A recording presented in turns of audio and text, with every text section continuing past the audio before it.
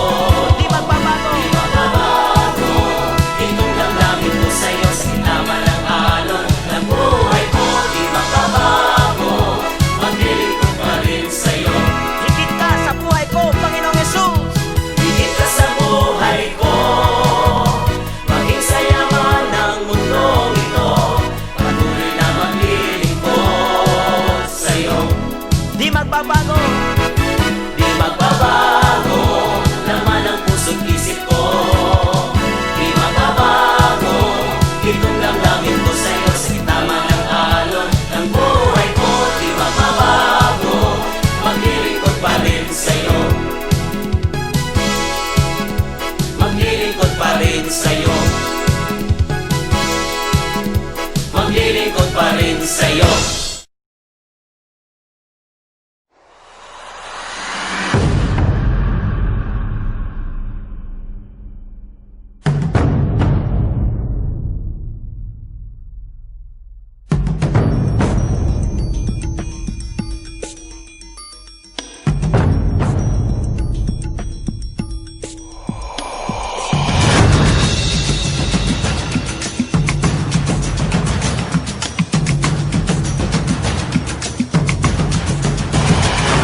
Pagpapala ng Diyos ay nakadepende sa pangako niya sa iyo. Gusto niyo magtagumpay ang inyong mga anak? Simple lang. Maglingkod kayo sa Panginoon na hindi yan trabaho. Maglingkod kayo sa Panginoon, hindi yan duty. Maglingkod kayo sa Panginoon dahil buhay nyo, hininga nyo. Pagkakataon nyo yan, ng reward na yan ay inyong ma-enjoy. People need the Lord.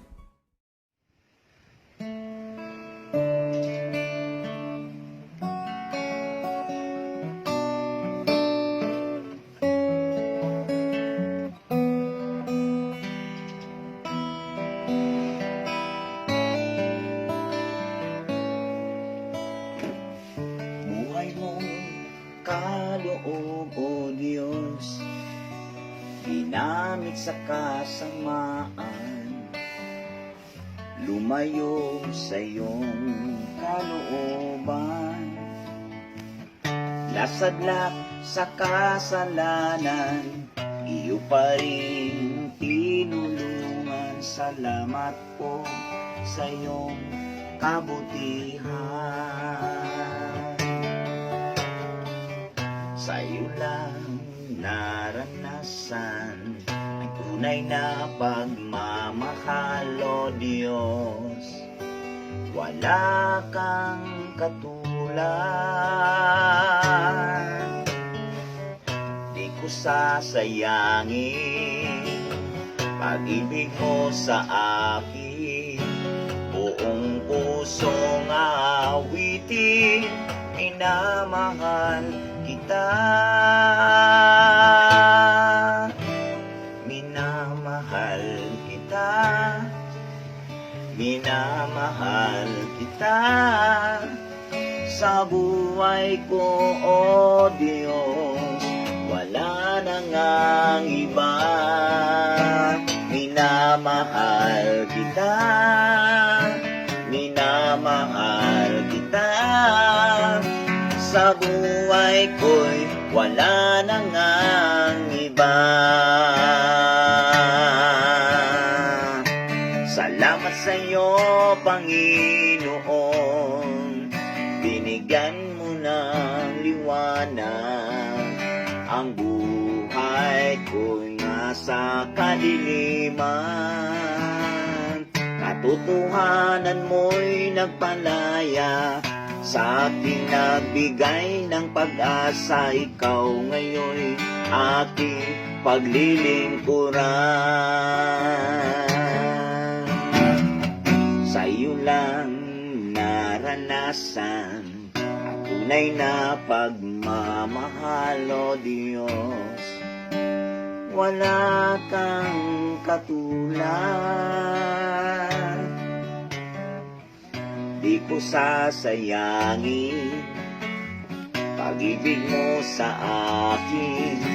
Buong pusong awitin, minamahal kita,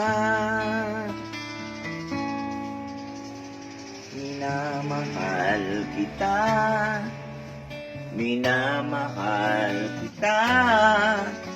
Sa buhay ko, O Diyos, wala nang ang iba.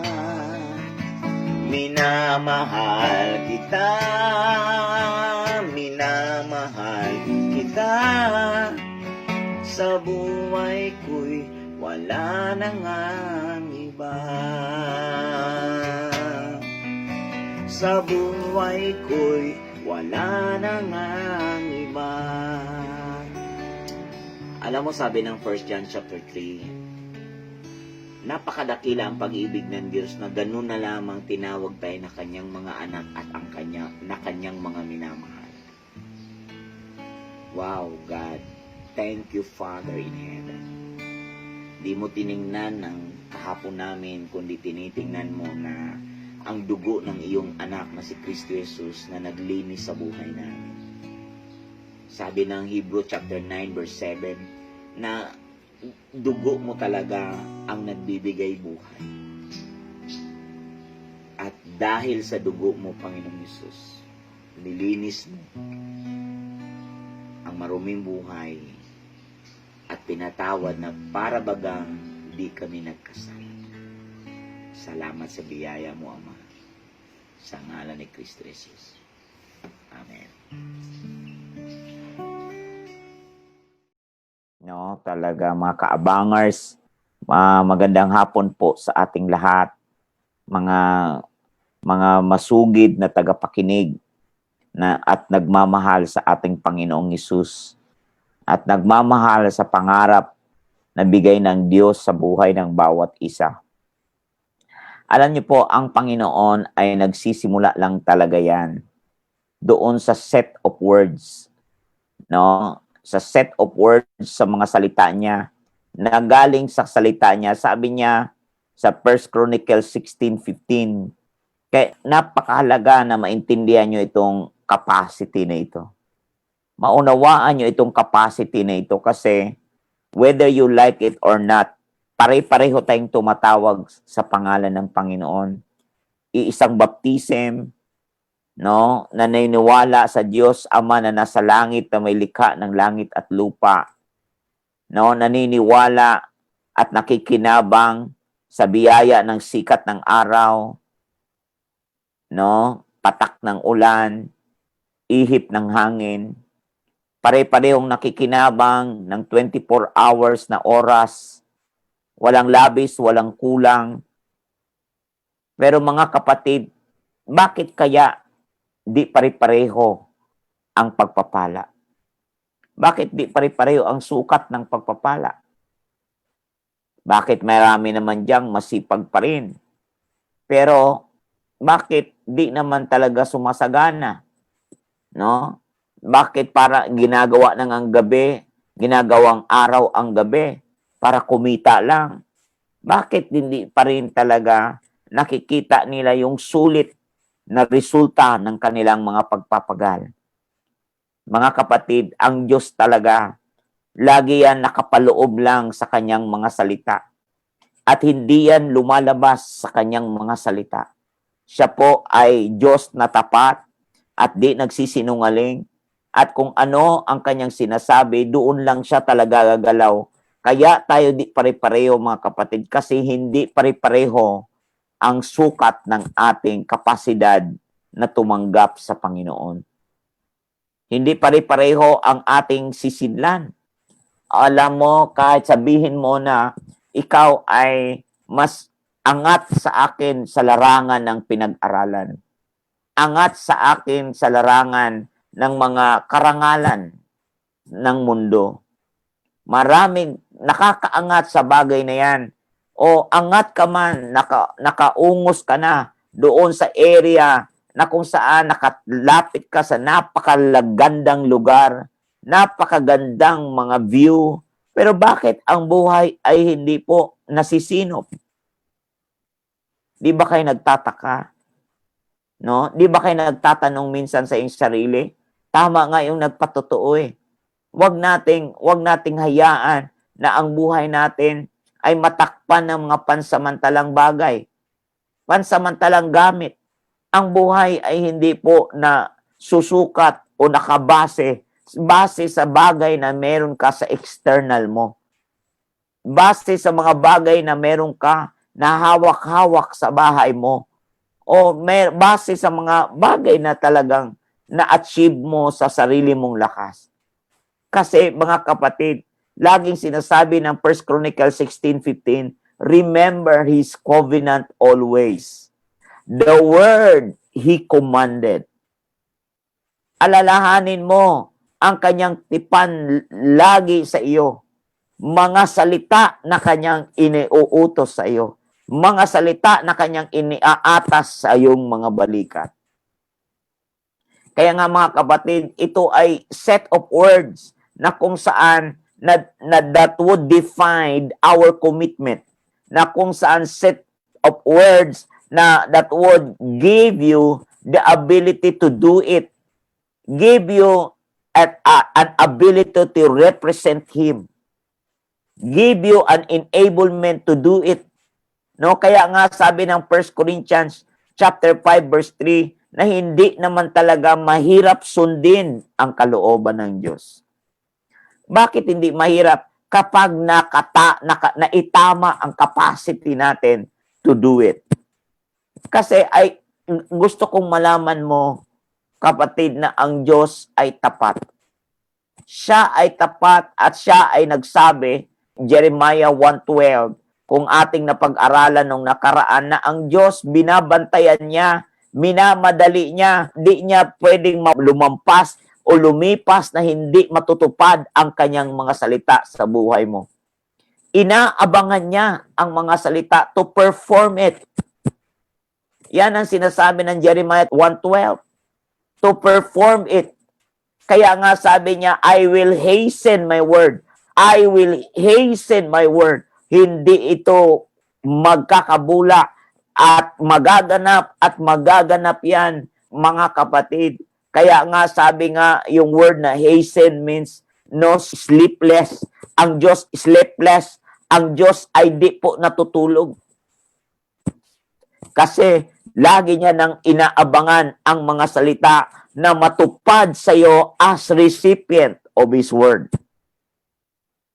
Mga kaabangers, as recipient, I am talking about now your capacity as recipient. Kasi kahit whether you like it or not, kahit ang Diyos ay Diyos na mapagpala, ang Diyos ay nag-aabang pa rin, nakatingin pa rin kung gaano kalaki ang iyong container to receive it.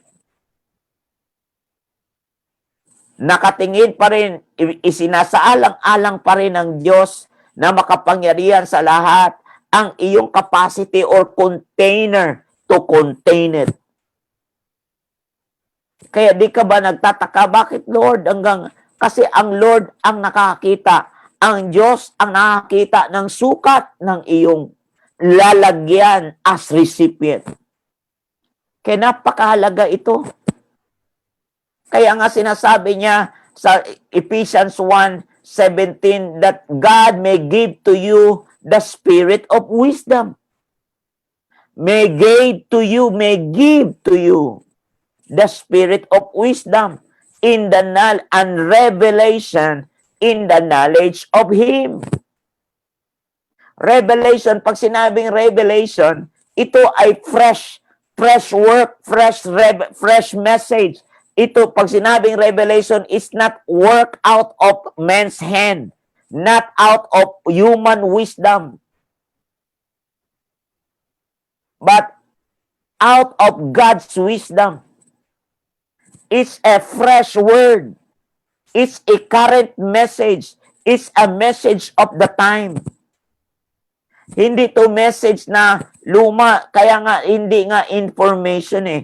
Ibig sabihin, ang revelation is a fresh, not an information, not a second hand, but a first hand message.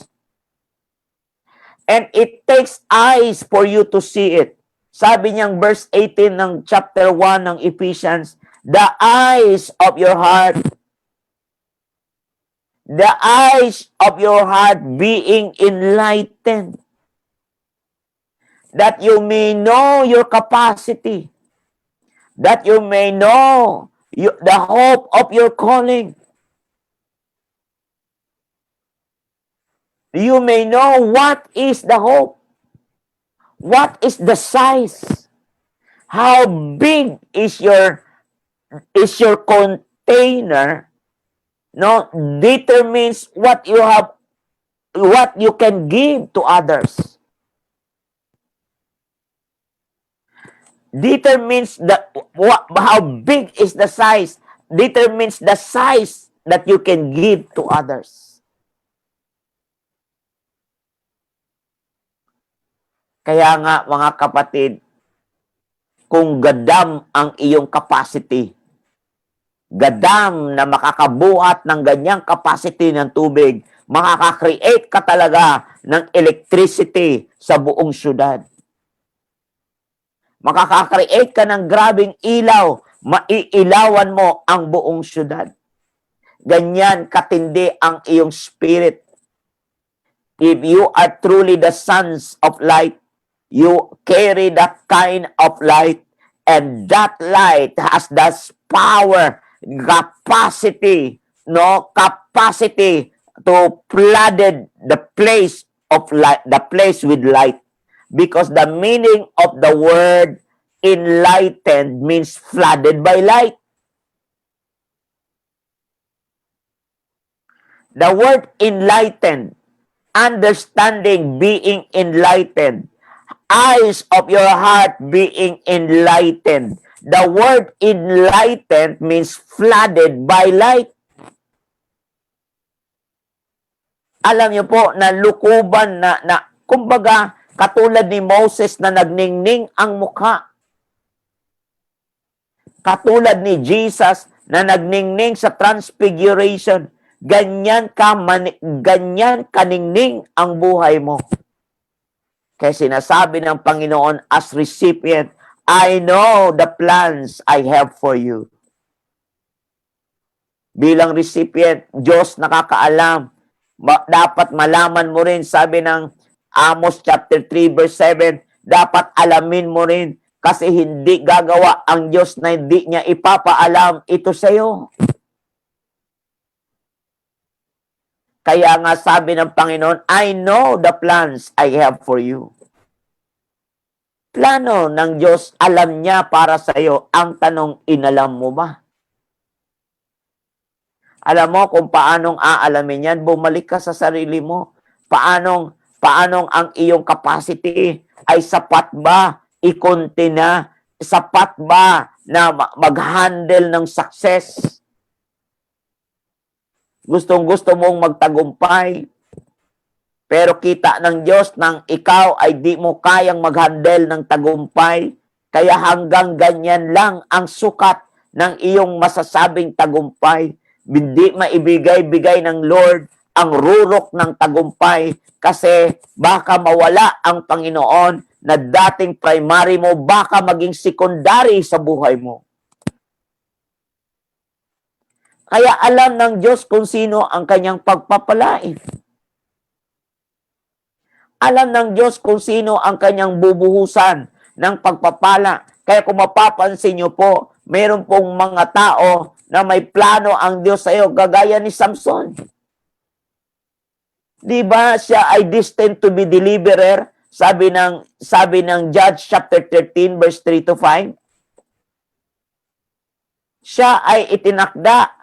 Mula bata pa siya ay nasa rights. Siya ay nasa rights. Ibig sabihin, siya ay bata na sa bahay, bata pala ng nanay. Ipinangako, kailangan gawin ng nanay. Ipaalala sa bata na siya exclusively belongs to God. That this is the things that he needs to do.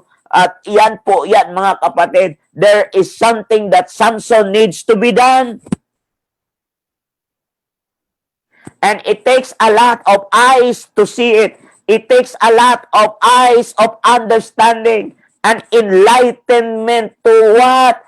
To do it. So that you will enjoy the riches of the glory of His inheritance in the saints. In the saints. Sa mga anak niya. Sa mga tinawag niya. Sa mga katulad mo, kaabangers. Hallelujah. Oh, glory to Jesus. Hallelujah to the Lamb. Hallelujah. Ikaw, napakapalad mong narinig mo ito ngayon. At gusto kong ma-enjoy mo to mga kapatid. At sapagkat ang Diyos kong mangako yan, lubos-lubos yan. At sabi niya, and what is the exceeding greatness sa Ephesians chapter 1 verse 19, na kapag one so much of enlightenment of your heart at if you are flooded by that light of God, kung ang kaningningan na yan ni Kristo Jesus ay nagniningning sa buhay mo, at binabakapan yan ng grabing kaunawaan ng puso, grabing liwanag sa puso. Kasi hindi lang ang Diyos mayroong plano sa iyo, kailangan malaman mo ang plano niya, sabi ng Amos 3:7. Oh, hallelujah! Ikaw na nakikinig ngayon, alam kong di aksidente itong narinig mo ito. Para di ka magtatanong, Lord, why? Para di ka magre-rebelde. Kasi biro mo, itong batang, nakalimutan ko pangalan itong si Mrs. Mercado. Hallelujah, sorry. Kaya itong batang ito, nangarap, nung hindi matupad ang pangarap, biglang nagkaroon, lumutang ang rebellion sa spirit niya. Imaginein mo, mga kapatid, meron akong nakitang tao, di naman ganyan ang nangyari. Si Joseph, di naman ganyan ang nangyari. Kahit hindi nasunod yung gusto niya, kasi niluhulog siya sa bangin lalo, di rin siya nagrebelde, di rin siya talaga nagtanim ng hinanakit sa kanyang mga kapatid. Yan ang sabi ng Genesis 45, verse 5 to 8, na ang sabi niya, nauna lang ako sa inyo, pinaitulot ng Diyos, niloob ng Diyos, sinasabi niya sa verse 8, hindi kayo ang nagdala sa akin dito sa Egypt. Sabi ng verse 5, huwag niyong saktan ang inyong mga sarili, dagukan ang inyong mga sarili, at huwag kayong magsisisihan aking mga kapatid. Kasi niloob ng Diyos, mauna ako sa inyo to preserve life.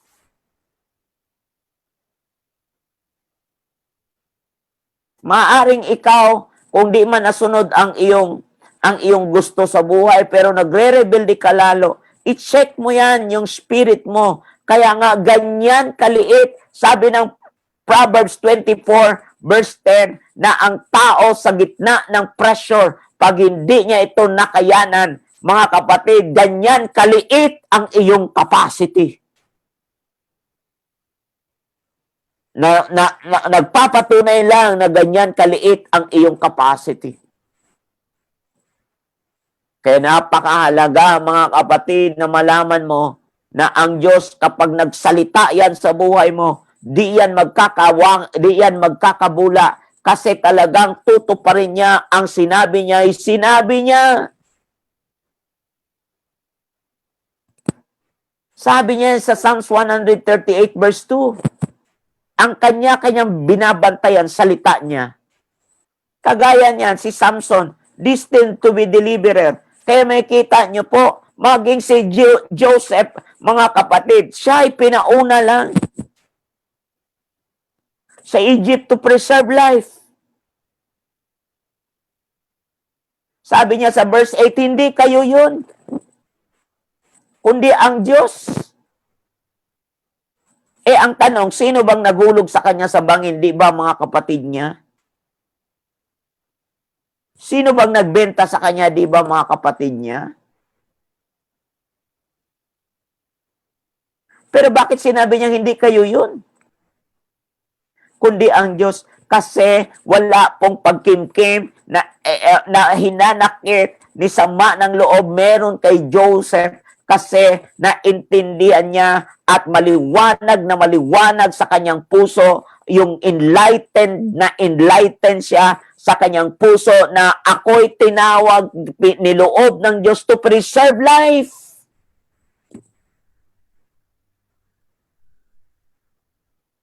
Si King Josiah, sa 1 King chapter 13 verse 2, siya ay talagang nabanggit na doon 360 years ahead of his birth. Siya ay destined to be reformer. Siya ay destined na mag-reform sa isang lugar. Alam niyo po ba kailan nangyari sa 2 Kings chapter 21 verse 24?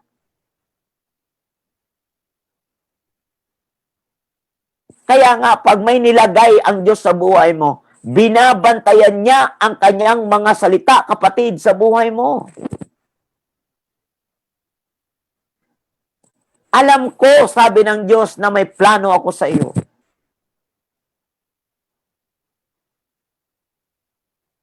Kung may plano ang Diyos sa iyo, alamin mo yung plano na yon. Sabi ng Amos 3:7. Kaya wag ka laging magsabing tanging Diyos lang ang nakakaalam. Kasalanan kaya yan. Kasi bakit di mo inalam? Parang nagsalita ka in a good way, pero sa context ng Diyos, it's not a right way. Yung good but not right. Kasi hindi mo inalam. Kaya ka nagkakaganyan. Kaya mayroong isang part diyan sa capacity mo na di mo na contain at pinatulan ng diablo ito. Kaya ang nangyari po, rebellion ang nangyari sa iyo. Lalo na itong mga pandemic na ito. Itong nangyayari sa ating kapaligiran ngayon. Ito, biro-birong kaaway na nasa paligid mo lang. Di mo alam kung sino ang may karga-karga ng sakit na kung saan ay talaga naman kapag hindi ka mapagbantay at ang spirito mo ay hindi sapat to handle it. Mga kapatid, sabi ng Proverbs 18, the spirit of a man endures sickness. Sabi ng Proverbs 18, the spirit of a man endures sickness. But a broken heart, a broken spirit, who can bear it?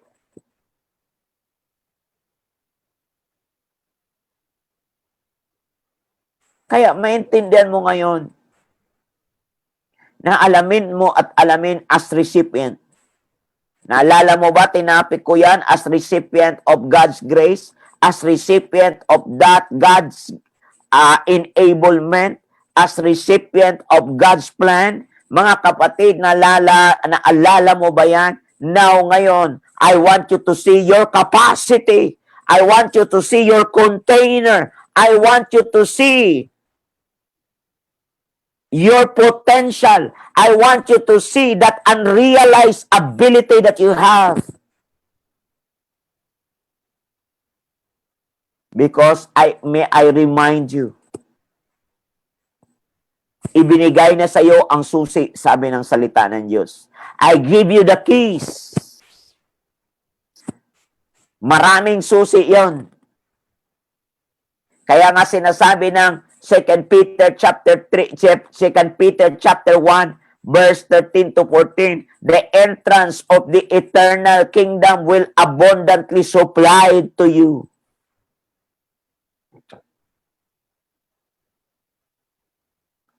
Wow, brothers and sisters.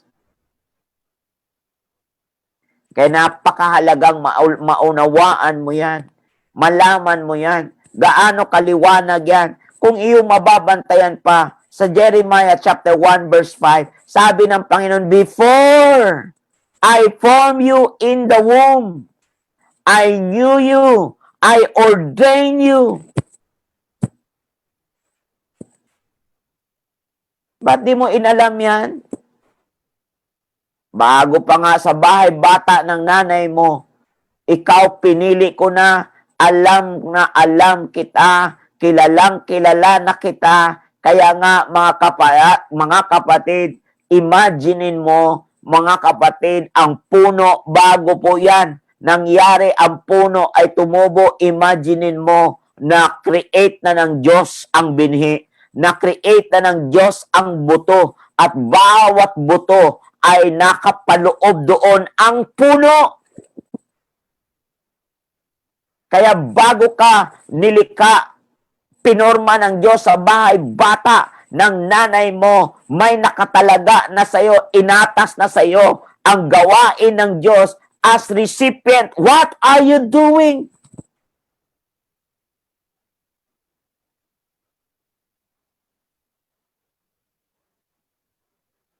Oh, hallelujah. How ready are you for the new thing?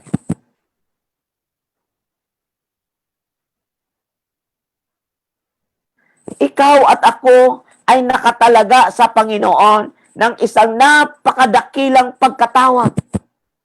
Kaya tinawag ka na ikaw ay kanyang obra maestra. Kaya tinawag niya na ako ay kanyang obra maestra. Created in Christ Jesus unto good works.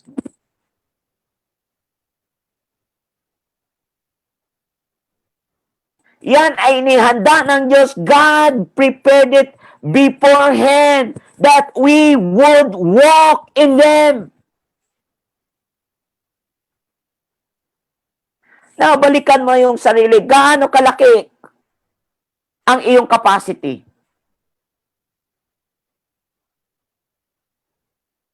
Kasi ang capacity mo, yan ang maximum. Yan ang maximum and totality ng container na meron ka to capture what God wants. So that one day, you can be a representative of His kingdom. Kaya nga sabi niya, your kingdom come. Sabi ng Luke 17, verse 21 to 22, the kingdom of God is within you. Alam niyo po, mga kapatid, ang Diyos po ay mapanaligan. Ang Diyos po ay mapagtiwalaan ang mga salita niya. Hindi siya sinungaling. Kaya nga, alam niyo po, tinawag ka, yung works na yan, yung sinasabing gawa na yan, na kung saan binigay na yan sa'yo, created in Christ Jesus unto good works, which God prepared beforehand. Kaya sinasabi niya sa Psalms 139 verse 16, your eyes saw my substance, being yet unformed. And in your book they all were written, the days fashioned for me. Ikaw ay nililok, ikaw ay inayos, ikaw ay ipinorma. At kung paano ang bawat puno na i-imagine mo, nilikha na ng Diyos ang bawat puno na may buto. Siyempre, ang buto, nandoon nakapaloob ulit ang puno. Ganyan katindi ang pagkalikha ng Diyos sa iyo. Oh, hallelujah. Mga kapatid, di ka talaga magkukulang one day. Di ka talaga iiwanan ng Diyos na hubad. Di ka iiwanan ng Diyos na hungkag. Di ka iiwanan ng Diyos na bigo. Di ka iiwanan ng Diyos na walang-wala. Mga kapatid, yung asawa mo na yan, hindi yan habang buhay ay ganyan. Huwag kang magsawa. Huwag kang magsawa.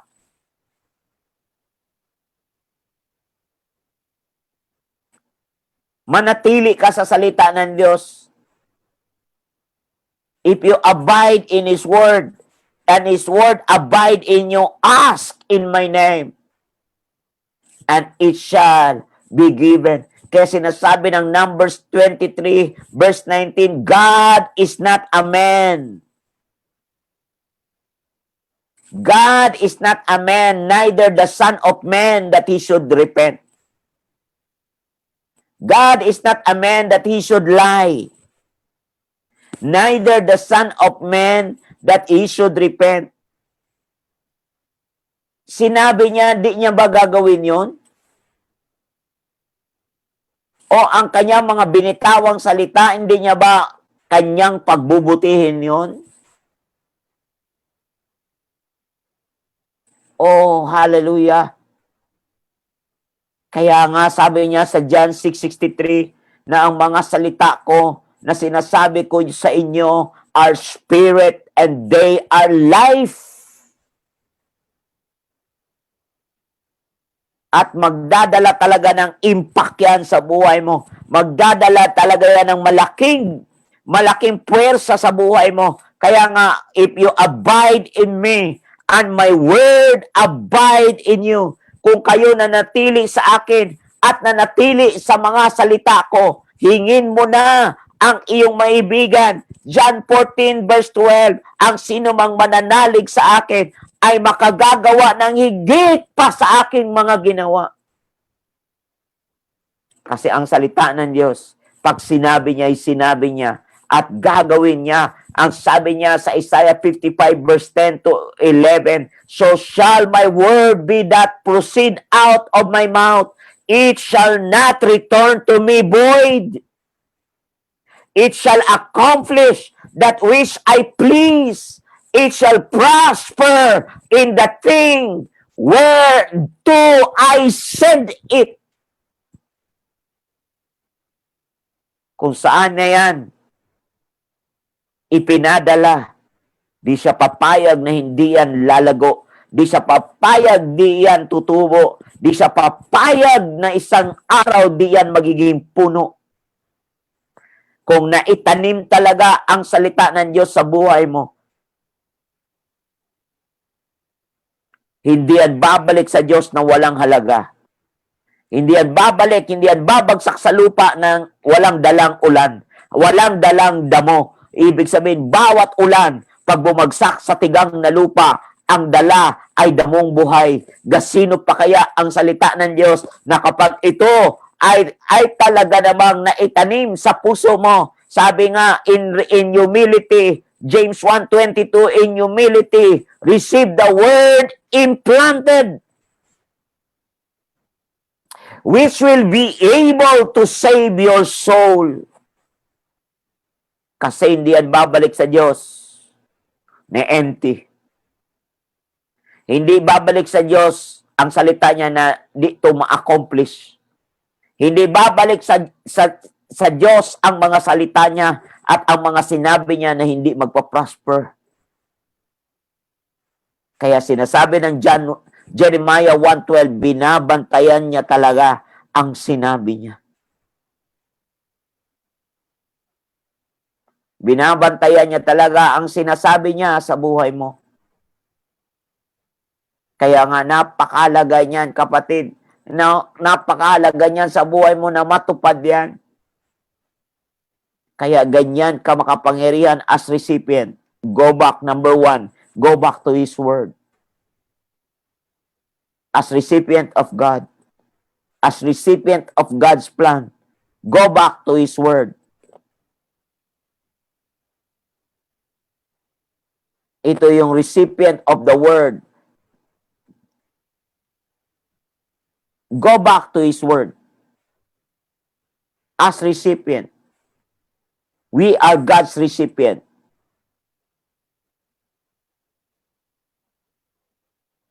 Tayo ang kanyang tagatanggap. Kung ikaw tagatanggap, you have the power of choice. Nasa kayo ang kapangyarihang mamili. At alam mo ba, pakinggan mo itong mabuti. Ito yung part 2 ng God's recipient. You are His recipient. Now, mga kapatid, tingnan mo to ha.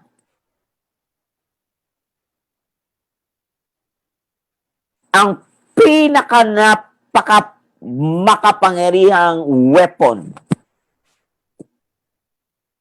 na binigay ng Diyos sa tao ay walang iba kundi yung power of choice. At yung choice na yan, hindi kailanman sasalingin ng Diyos o pangimasukan kasi ganyan siya katapat sa iyo. Ang dyablo din, hindi kailanman kayang pangimasukan yan. Kaso lang nangihimasok talaga siya. Nakikialam talaga siya. Ang Diyos ay lumaban ay patas. Ikaw ang nasa gitna. So, ang labanan nito ng Diyos at ang si Satanas, ang gitna ay ikaw. At ang meron kang power na meron ka, o yung tool na meron ka, o yung weapon na meron ka, walang iba kundi ang kapangyarihan mo of choice. Yung free choice na yan. At yung free choice na yan ay hindi pwedeng pakialaman ng sino man. Kaya wala kang pwedeng iduro kung bakit ka nagkaganyan. Kasi ang totoo, may malaki kang participation dahil ikaw ang namili niyan.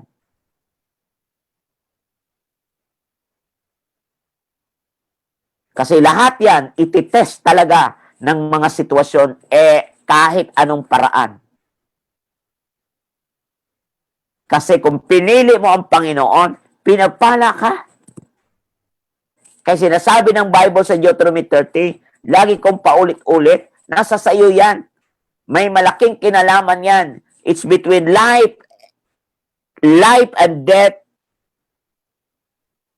cursing and blessing. Kung ako'y ikaw, mamili ka talaga sa blessing, mamili ka talaga sa life. At sa pamimili sa life and blessing, is nothing as good as you choose God. Choose God. Choose His Word. Kasi you were created by God for a purpose. You were created by God for a purpose. You were created by God for a purpose. You are chosen by God. You are destined for sonship. Kaya nga, kung mauunawaan mo yan, nasa Ephesians 1:4 yan at Ephesians 1:5, na hindi kanya itinuring na iba, kundi ikaw ay kanyang anak at kasamang tagapagmana ni Kristo Jesus, at pinaupo ka sa kanan ng Ama kasama ni Kristo Jesus, kaya ikaw ay co-heirs and heirs with Jesus Christ. Alam niyo po ba, ikaw ay kasamang tagapagmana ni Kristo Jesus, at si Kristo Jesus naman ay co-creator. Ikaw ay anak, si Kristo ay anak din. Ang pagkakaiba, siya ay co-creator, ikaw ay co-heir. Ikaw ay kasamang tagapagmana. Kaya nga doon mo maintindihan, nasa sayo ang zeal ng Holy Spirit. Nasa iyo ang zeal na yan. Nasa iyo ang selyo na yan. Nasa iyo ang tatak na yan. Na sinasabi ng Panginoon na ito yung salvation na meron ka at ikaw ay sealed with the Holy Spirit of promise. Sabi ng Ephesians 1:13. Nakaselyo ka, kaya manatili ka. Verse 14, who is the guarantee of our inheritance until the redemption of the purchased possession to the praise of His glory. Sabi niya, walang makakaagaw sa kamay ng Diyos sa kamay ng Diyos sa atin. Sa atin sa kamay ng Diyos. Liban kung tumalon ka. Kaya nga maraming taong naka-enter sa kingdom but cannot inherit the kingdom. Kasi inalis ng Diyos ang kingdom sa kanila sa Matthew 21:43, sapagkat sila ay di namunga at binigay ng Diyos ng Panginoon ang kingdom sa mga namunga.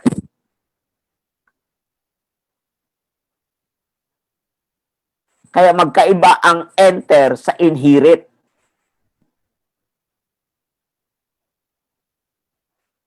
Ligtas ka naman eh. Wala namang problema sa kaligtasan mo eh. Pero ito ang nanganib, yung reward mo. At may tendency pa, kung di mo pa nakuha ang reward, baka mabura ka pa sa aklat ng buhay. Sapagkat bakit? Dahil balisaw-saw ka. Nasuka ka ng Panginoon. Kapag nagkataon ganyan, sabi ng 2 Peter 3, na hindi na lang sana ninyo nakilala ang gospel, kaysa nakilala nyo, nagpatuloy kayo sa inyong gusto.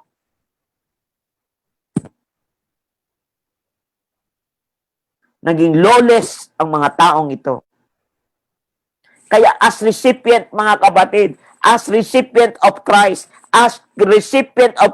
may guarantee ang Holy Spirit sa iyo. Guarantee of our inheritance. Ano yon? Number 2, you are sealed with the Holy Spirit of promise. As recipient, let the word be the final say. Let the word as your highest authority. And the second, as recipient, you were sealed with the Holy Spirit of promise. Hallelujah. Kaya sinasabi nga ng Galatians chapter 4, verse 19 to 20, na itong mga bagay na to, itong mga gawa ng laman na ito, itong mga gawa ng mga karnal na ito, at kapag meron ka niya naghari sa buhay mo yan, di ka maka-inherit sa kingdom. Tingnan niyo po. Kala natin, pag sinabi na natin, oh, ligtas na ako ay talagang magagawa ko na yung gusto kong gawin at gagawin ko lang yung gusto kong gawin. Basta good. Alam niyo po, hindi lahat ng good right. Pero laging yung right ay always good. Kahit yun minsan hindi taste good, basta right, right pa rin. Go back to the Word. Let the Word be your final say. Let the Word be your highest authority. Dahil ang Diyos, binabantayan niya ang Word sa buhay mo. Ask in my name and it shall be given. Sabi ng John 15 verse 7. Because of His Word. Second, you are sealed. You were sealed.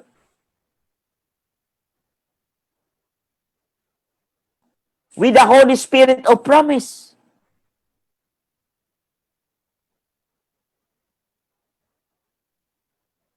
Hallelujah. Kaya nga sinasabi ng Ephesians 4:13, until you will come, basahin nga natin. Sabi doon sa Ephesians 4:13. Kasi mga kapatid, ito yung process ng capacity mo eh. Sabi niya, till we all come to the unity of the faith and of the knowledge of the Son of God, to a perfect man, to the measure, tingnan mo, to the measure of the stature of the fullness of Christ. Until, kaya nga mayroong word na until or till we all come.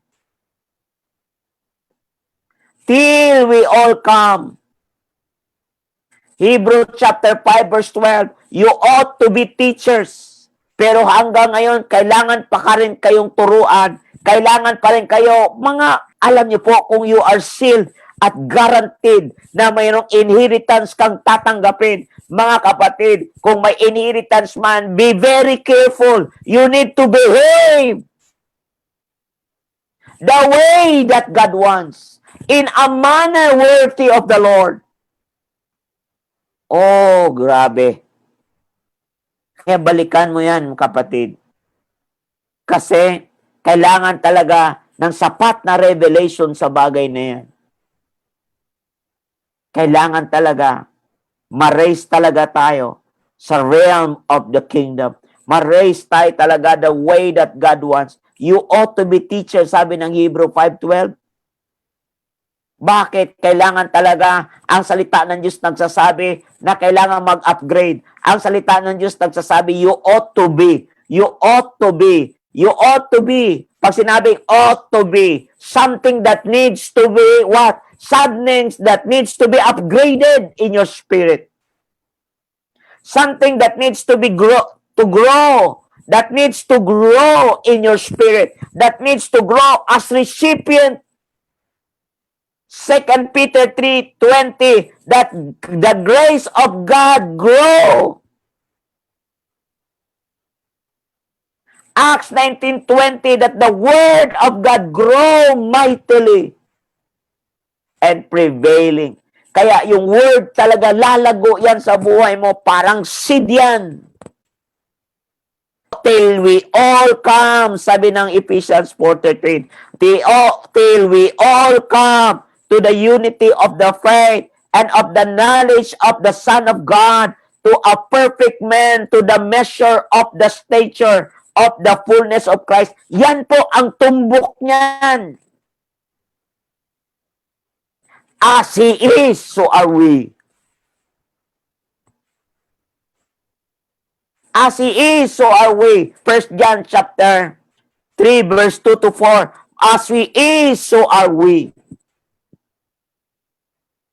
Be pure as He is pure. Oh, hallelujah. Kasi sa kanyang pagbabalik, ang hahanapan talaga, hindi yung grupo mong saan ka naanib eh.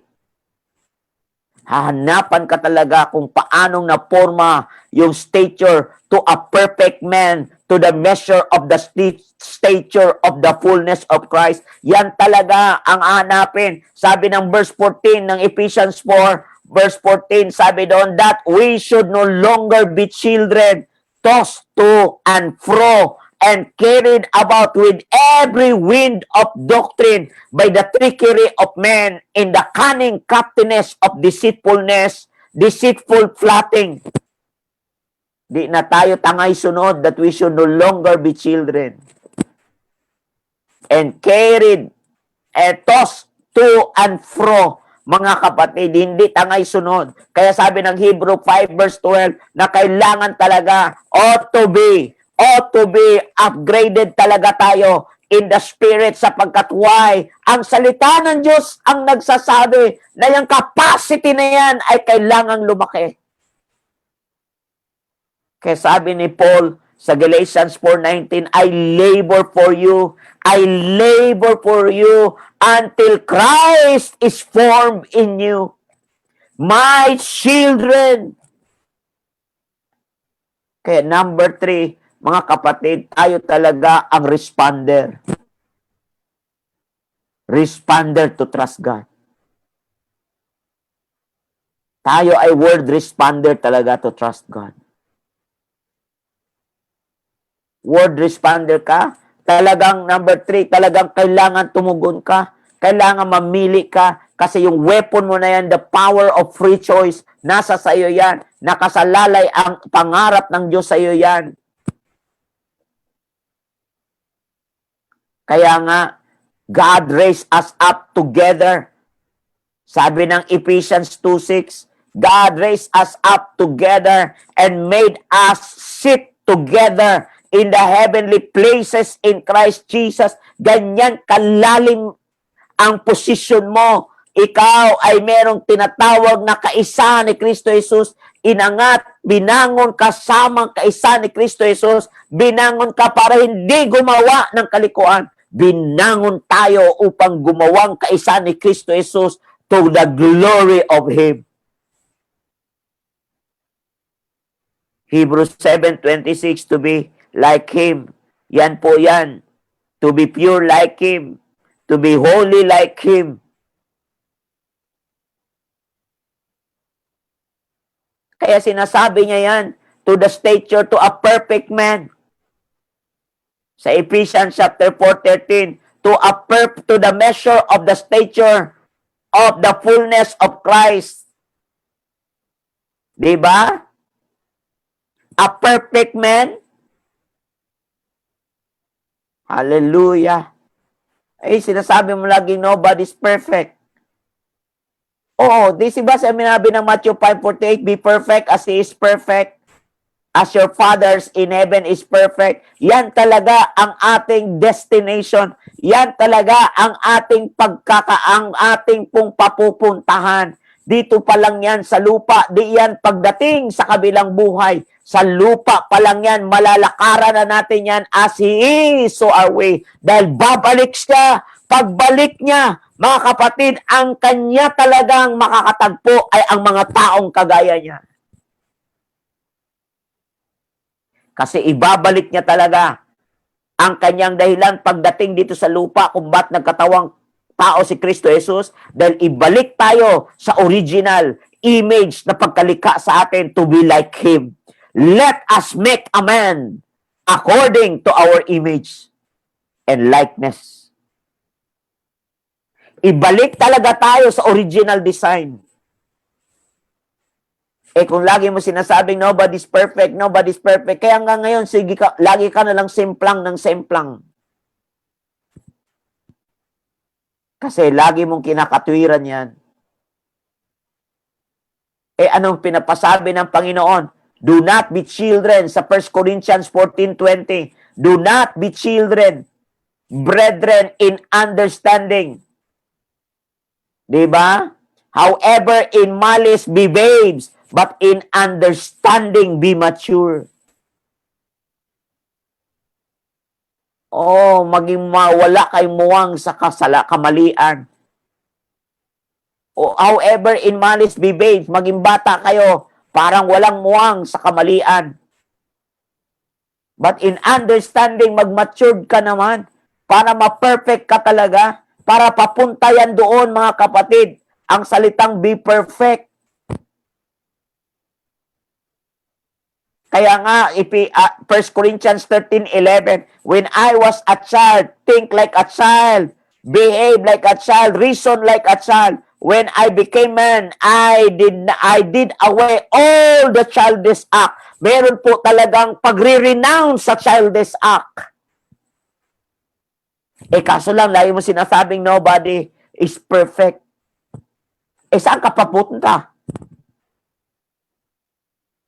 Saan tayo papunta? We are ongoing to perfection. Pastor, doon di ka na ba nagkakamali? Nagkakamali din ako. Pero sabi niya, however, in malice, be babes. Ibig sabihin ng be babes, parang batang di mo sinasadya, ay pag lagi mong deliberately ginagawa, wickedness na yan. Kaya nagiging lawless. Lawless ang nangyayari. Kaya sinasabi ni Apostol Pedro, buti pa, di na lang sana ninyo nakilala, kaysa nakilala nyo ang Panginoong Hesus, paulit-ulit naman kayo sa inyong mga maling kalikuan.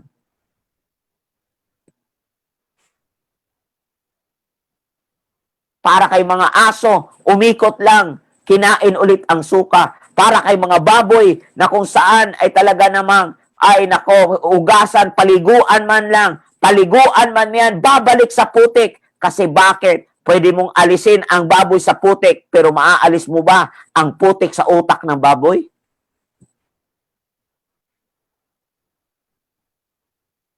Kaya nga mga kapatid, papunta tayo talaga, magkaroon talaga tayo ng sapat na revelation sa panawagan na meron tayo, maiangat talaga tayo, magkaroon tayo ng malalim na kaunawaan sa kaharian ng Panginoon na hindi po tayo, yung reward di po mawala, kabagkos ma-inherit natin yan. Ma-inherit natin ang kingdom ng Panginoon. To enter to the kingdom is one thing, but to inherit that is another thing. Kaya maraming naka-enter pero cannot inherit. Kasi why? Dahil sa carnal. Ibinigay ng Diyos ang kaharian sa mga nagbubunga. Inalis niya sa mga walang bunga, kundi nagbubunga nga lang. Inalis niya sa mga nagbubunga nga. Ibinigay sa mga mabunga. Kaya nga sinabi ng Matthew chapter 7 verse 21 to 23, hindi lahat ng tumatawag ng Panginoon, Panginoon, kundi yaon lamang sumusunod ang makakalapit, makakapasok. Kasi bakit? Mga kapatid, nasa sa atin bilang anak ng Diyos, mga kapatid, tayo ay tagatugon ng kanyang mga salita. Tagatugon, mga kapatid, tinawag kang tumugon. Tugunan mo yan at pagpapalain ka talaga. Oh, what a powerful God. Kasi bilang kanyang obra maestra, ikaw ay uniquely created na kung saan ay talagang kakaiba ka, construct ng Panginoon para yung buhay na yan ay magdala ng buhay sa walang kabuhay-buhay. Yung buhay mo na yan ay magdala ng pag-asa sa walang pag-asa. Mga kapatid, as recipient, number 1, let the word be your final say and highest authority. Because God is watching that His word to perform it.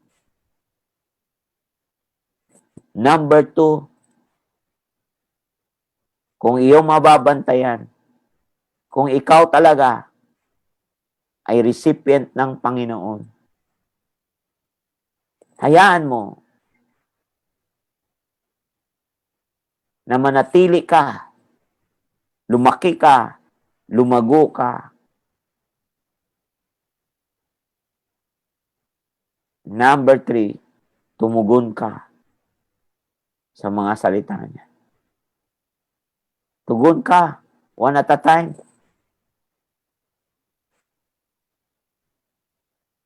Kaya nga sinasabi niya na dahil ang Diyos ay banal, gusto niyang magpakabanal tayo. Dahil ikaw, bago pa nilalang ang sanlibutan, ay pinili ka na niya. Para ihanda ang dapat ihanda. Lalo na sa panahon na ito, laban sa pandemic. Isa ka na dapat supposed to be sa frontliner na maging tagapagdala na nagpapalakas ng buhay. Isa ka na sana ngayon sa dapat magdala ng liwanag ng kaharian ng Diyos. Anong ginagawa mo? Oh, hallelujah. Manalangin tayo. Oh Lord, sinusuko namin sa iyo ang aming buhay. Oh Lord, binibigay namin sa iyo ang aming buhay. Oh Lord, pinagkakatiwala namin sa iyo ang aming buhay. Kasi kami ay nilikha mo, nilalang mo para ma-fulfill ang iyong purpose. Dito sa lupa, kagaya ng sa langit. Lord, pagpalain mo kaming lahat.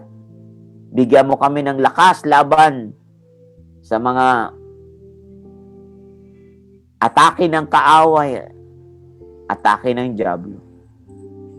Bigyan mo kami ng lakas, Panginoon, na maranasan namin ang mga salita mo. Malakaran namin hanggang sa forma ang mistulang larawan mo sa aming mga puso. Kung paano ka maging perfect, ganun din kami magiging perfect kagaya ng Ama naming nasa langit dahil sa buhay mo. Luke 6:36, maging mahabagin kami kagaya ng iyong Amang nasa langit.